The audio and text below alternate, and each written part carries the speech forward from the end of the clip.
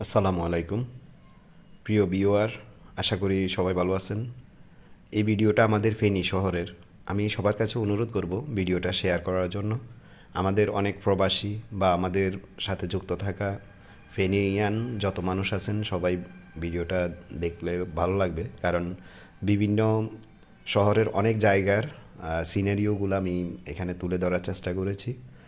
তো আসলে আমি আজকে কয়েকদিন পর্যন্ত, আপনারা সবাই অবগত আছেন যেহেতু আমি ইন্টারনেট বিজনেস করি, বিভিন্ন শহরে বা বিভিন্ন জায়গায় আমাকে যেতে হয়। তো আমাদের দাগনভূঞা অফিস কিংবা ফেনী অফিস বা বসুরহাট অফিসে কিংবা ব্রাহ্মণবাড়িয়া অফিসে, পাশাপাশি চট্টগ্রাম অফিস বা অন্য অন্য জায়গাতে যেহেতু আমাকে রেগুলারে যাইতে হয়, তো আমি আমার এআইডি থেকে বিভিন্ন জায়গার চিত্রগুলা আমি আপনাদের সামনে প্রেজেন্টেশন করে থাকি। তো তারপরেও সবচাইতে বড় কথা হচ্ছে নিজের যেহেতু জন্মভূমি ফেনী, এখানে যতই আমরা বসবাস করি বা যতই আমরা দেখি, আমাদের আসলে এই দেখারও শেষ নেই, এই আন্তরিকতারও শেষ নেই, যেহেতু এটা জন্মভূমি, কারণ দেখতেই অনেক সুন্দর লাগে। তো আমি জানি না আপনাদের কাছে আসলে আমাদের এই ফেনী শহর কেমন লাগে বা ফেনী শহরের বর্তমান চিত্রগুলো কেমন আপনাদের সামনে পরিবেশন করা হয় বা কেমন করতে পেরেছি। তো যদি আপনাদের ভালো লাগে অবশ্যই আপনারা ভিডিওটা শেয়ার করে দিবেন। পাশাপাশি এখানে আপনারা দেখতে পাচ্ছেন যে আমি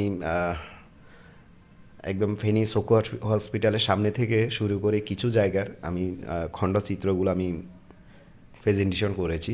তো বিভিন্ন জায়গাগুলো লোকেশনগুলো হয়তো বা আপনারা চিনতেও পারেন। তো এই লোকেশনগুলো অনুযায়ী আমি চেষ্টা করেছি যে এই ভিডিওতে আপনাদেরকে একদম ছোট ছোট চিত্র করে বা বিভিন্ন ফেনী শহরের সৌন্দর্য, যে বিল্ডিংগুলা যে কোন কোন জায়গাতে আমাদের ফেনী ডেভেলপ হচ্ছে সেইগুলা দেখানোর চেষ্টা করেছি। তো আমি চক্ষু হসপিটালের সামনে থেকে জয়রিয়া মসজিদ হয়ে ডাক্তারপাড়া দিয়ে বাইরে হয়ে আমি ফেনী মডেল থানার সামনে দিয়ে একদম হাজারি রোড পর্যন্ত আসি, যেখানে একদম সর্বশেষ যে জায়গাটা সেটা হচ্ছে আমার অফিস। তো আমার অফিসে এসেই এটা লাস্ট অফিসের সামনে এসে যে জায়গাটা সেটা আমি বন্ধ করি।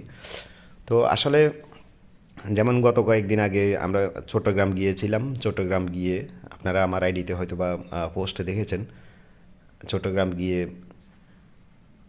বঙ্গবন্ধু টার্নেল প্লাস আপনার যেটাকে বঙ্গবন্ধু টার্নেল বলা হয় আসলে কর্ণফুলী নদীর ধারে। তো যেটা এশিয়া মহাদেশের প্রথম প্রথম যে টানেলটি হয়েছে সেই টানেলটির চিত্র আমি পোস্ট করেছি। তো পরবর্তীতে আমি ব্রাহ্মণবাড়িয়া শহরে যাই, সেই ব্রাহ্মণবাড়িয়া শহরের চিত্রগুলো দিয়েছি। প্লাস আমরা সিলেট যাই, সিলেটেরও অনেক জায়গার চিত্রগুলো দিয়েছি।